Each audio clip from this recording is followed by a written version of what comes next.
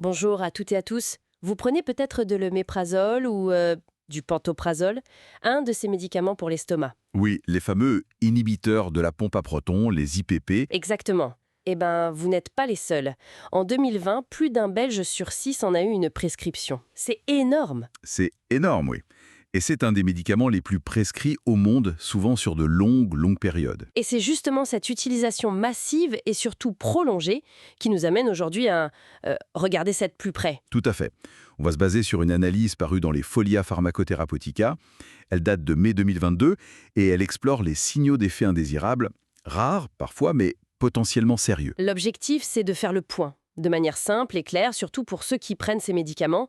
Qu'est-ce qu'on sait vraiment aujourd'hui? Oui, quels sont les risques confirmés, qu'est-ce qui est nouveau, et puis qu'est-ce qui reste un peu flou. Alors commençons par le commencement. En général, on dit qu'ils sont bien tolérés, non? Oui, globalement, c'est vrai.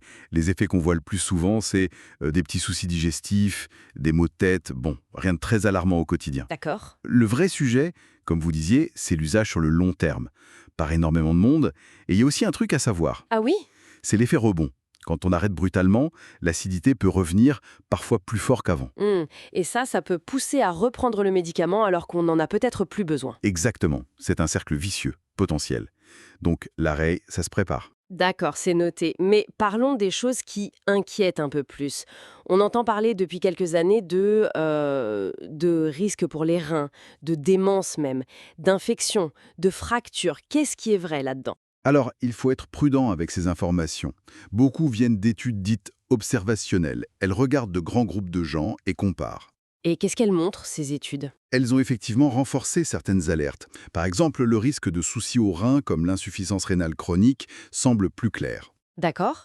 Pareil pour certaines infections digestives, surtout la fameuse infection à Clostridioides difficile. Pourquoi celle-là en particulier? C'est assez logique, moins d'acidité dans l'estomac, c'est une barrière en moins contre certaines bactéries. L'estomac acide, ça nous protège aussi. Logique, oui.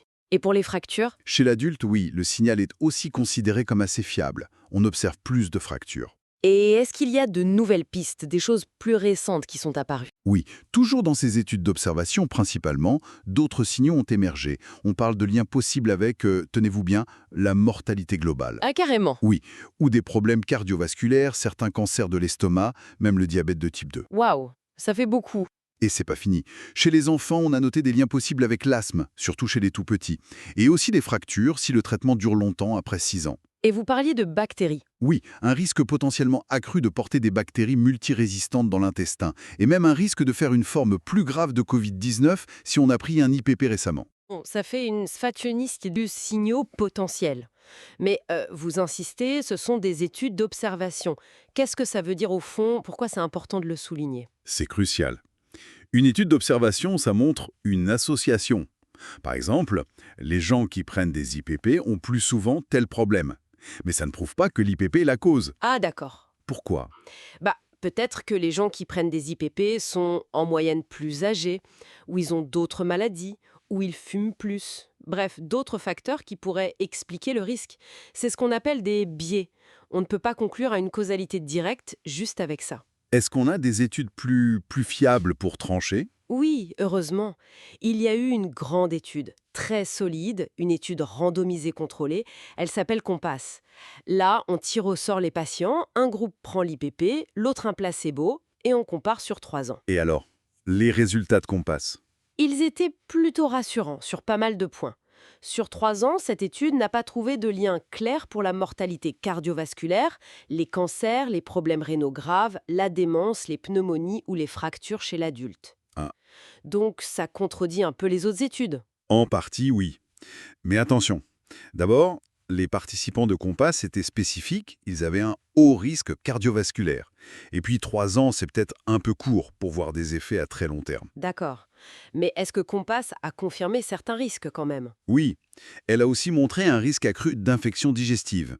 Pas forcément le clostridiose difficile de façon significative dans cette étude précise, mais les infections digestives en général, oui. Donc, si on résume les preuves les plus solides. Si on prend les études de meilleure qualité, disons que les risques qui ressortent le plus clairement sont les fractures, la maladie rénale chronique et l'infection à Clostridioides difficile. Mais les autres signaux des études d'observation, on ne les ignore pas complètement. Non, on ne les ignore pas. Le fait qu'ils reviennent souvent, ça incite quand même à la prudence et à la vigilance. Alors, concrètement, qu'est-ce qu'on doit retenir si on prend un IPP ou si notre médecin nous en propose un? Le message clé, c'est vraiment l'usage doit être réfléchi.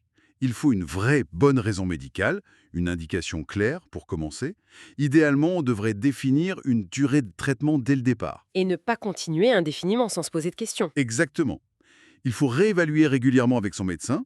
Est-ce que c'est toujours nécessaire?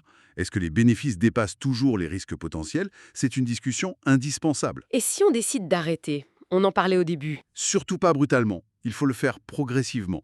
En général, on diminue la dose ou on espace les prises pour éviter ce fameux effet rebond d'acidité. C'est important d'en parler à son médecin pour avoir un plan d'arrêt alors. Absolument. Surtout qu'en Belgique, on n'a plus vraiment d'alternatives comme les anciens anti-H2 sur le marché, ce qui rend parfois cet arrêt progressif un peu plus délicat à gérer seul. Donc, pour résumer, les IPP, c'est efficace, c'est utile, mais l'utilisation au long cours, ça demande réflexion et suivi. C'est ça. Les preuves de risque graves sont complexes, souvent indirectes, mais elles existent, elles justifient la prudence, sans pour autant paniquer. Il faut peser le pour et le contre dans chaque situation. Voilà. Même un risque individuel faible, s'il est multiplié par des millions d'utilisateurs, ça peut avoir un impact important au niveau de la population. D'où l'importance de cette évaluation bénéfice-risque continue, au cas par cas. Merci beaucoup pour ces éclaircissements. Et pour finir, peut-être une question pour ouvrir la réflexion. Oui, Au-delà de tous ces effets secondaires spécifiques dont on a parlé, le fait de modifier durablement l'acidité de notre estomac, avec ce que ça implique potentiellement pour les bactéries, de notre intestin, la résistance, etc., comment tout ça pourrait influencer plus largement notre équilibre de santé à long terme? c'est une excellente question, et probablement un champ de recherche pour les années à venir. Une piste de réflexion importante pour tout le monde.